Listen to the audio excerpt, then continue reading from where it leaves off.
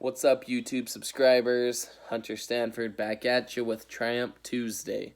As anyone that already has seen some of these episodes knows, the whole entire purpose of this short video is to help each of us individually live better lives. Now, kind of simply enough, and probably as you expect, each and every video is kind of focused on a different aspect that just improves the quality of our lives. So for this segment in particular, it's going to be focused on happy living. What leads us to happiness? Now, just to kind of get things started off, I just kind of wanted to pose this idea. What does everyone in life strive for? Just think about that for a second. A lot of answers tend to come to our minds, right? Everyone wants money, fame, beautiful cars, whatever it is. Every single person is seeking after something to improve their lives. I pose the idea that every single person really is just seeking after happiness, right? Yes, some people do seek after money, but why? They feel as if money will lead them to happiness. Yes, some people seek after cars, fancy things, fancy houses, whatever it is. Yes, some people do seek after that, but why? They feel as if it will lead them to a happier life. Some people seek after fame. Why? Same exact thing. They think that by having fame, they will be happy. Now, as we just talked about, a lot of people try to find happiness in different ways. And really, it shouldn't be as hard and as complicated as we make it seem. All of us want happiness, and even if we don't know it, any person that I ask, okay, do you want more happiness? No one is going to say no to that. Every single human being strives for happiness. Now, to get things started, I wanted to kind of reflect on some research that has already been done. This research was done by Harvard Business School on 5 fundamental things that will lead each and every person to have more happiness in their lives. Now, I wrote them down so I don't want to butcher them and mess them up, so I'm just going to read them.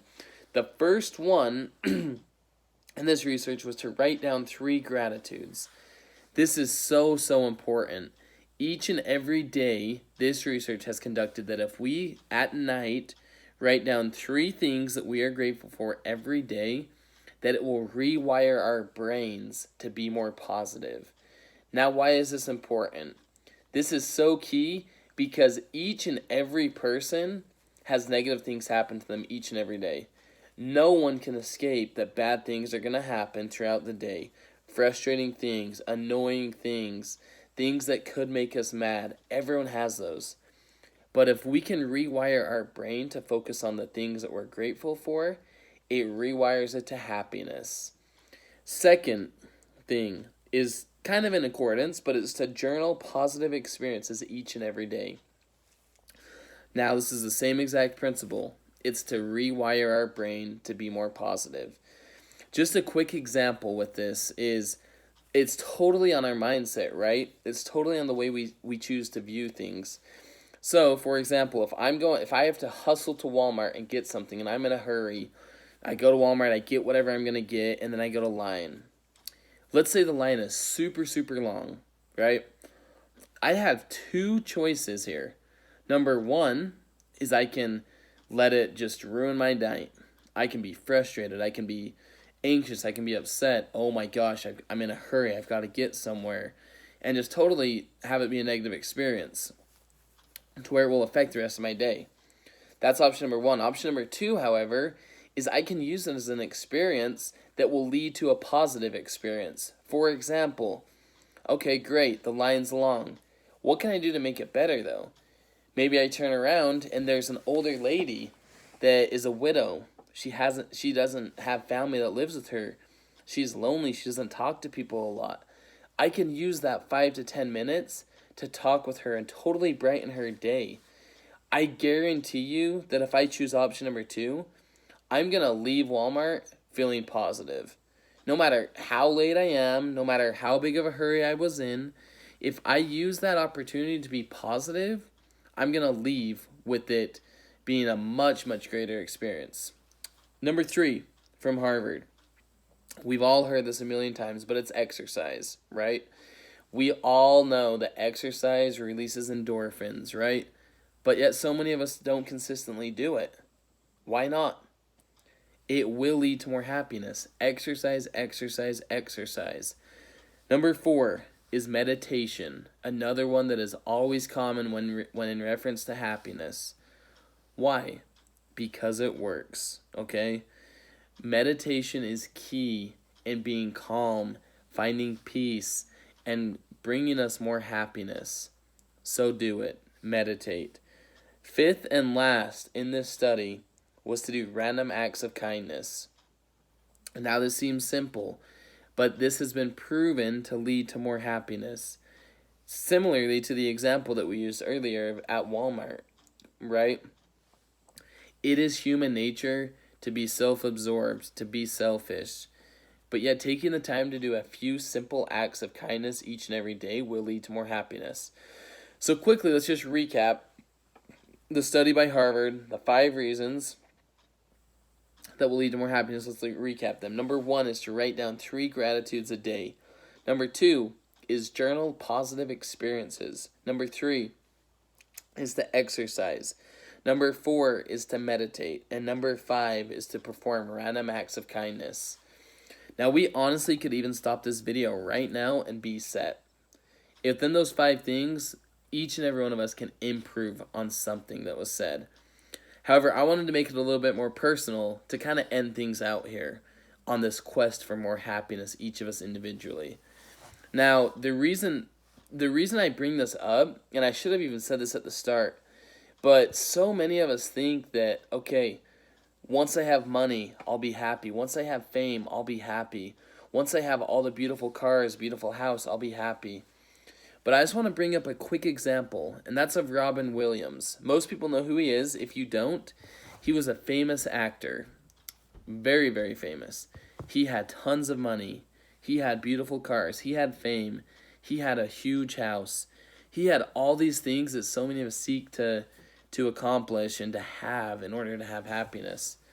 However, and sadly enough, Robin Williams still ended up taking his own life because he couldn't find happiness in the way that would fill him.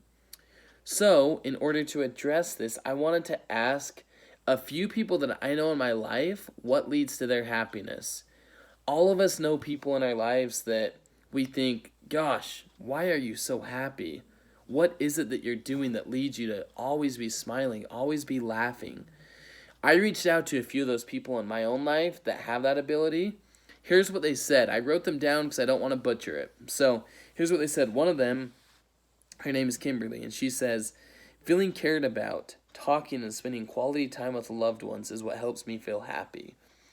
She's learned that this is what helps her feel happy, so she focuses on that, and it fills her with happiness. Another one is Savita. She says that having long walks while conversing with God and also when I'm with my family is when I find the most happiness.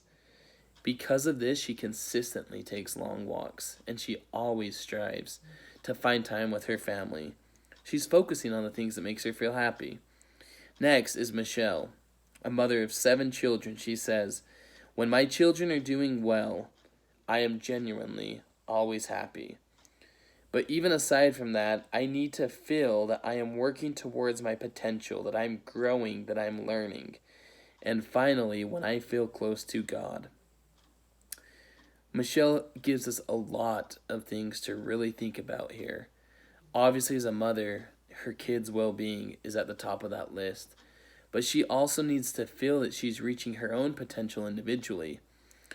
So she strives to do that every day, and that's what leads her to happiness. Next is Dell, a father of a lot of kids as well, a very, very demanding work job, church obligations that are demanding, but yet you never see him not smiling. This is what he says.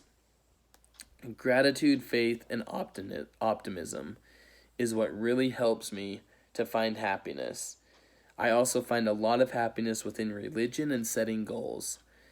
He gives us a great perspective here, similarly to Michelle's, is that setting goals and striving for them excites him. It makes him feel happy. Next is Dallin. Dallin is a newly married young man, and he says, when I make a positive difference to those I love, I am genuinely happy. Also, in doing God's will and accomplishing hard and meaningful things is what makes Dallin happy. Next, and we're almost done, is Zach. Zach is a very successful businessman who recently just had his first child, and is very busy. But he says, I find the most happiness when I am selflessly serving other people. Kind of recapping all of those, obviously a lot of different perspectives, right? One thing that does seem to be fairly common is in religion, in God. Now, I'm not here to say even believe in God. That's not my job. I'm not here to say believe in God or be religious or go to church. That's not what I'm here for. But it is proven that religion, and more importantly, not even religion, spirituality does lead to happiness. So, in conclusion, on top of all of these 5 points from Harvard that are brilliant, it's important to know that there's other things that lead to happiness too. Spirituality is key. Now, whether it is religion that helps you feel that, or whether you're completely just your own, you love to be spiritual on your own, that's fine. But be spiritual. It will lead to happiness.